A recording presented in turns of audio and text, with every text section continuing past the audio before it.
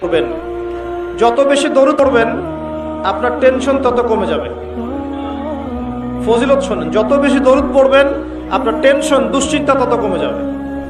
যত বেশি দরুদ পড়বেন আল্লাহ তত রহম করবে আপনাকে, আপনার গুনাহ তত মাফ হবে, আপনার নেকির পাল্লা তত ভারী হবে এবং মুহাম্মদ সাল্লাল্লাহু আলাইহি ওয়াসাল্লামের সুন্নতের উপর আমল করা আপনার জন্য সহজ হবে।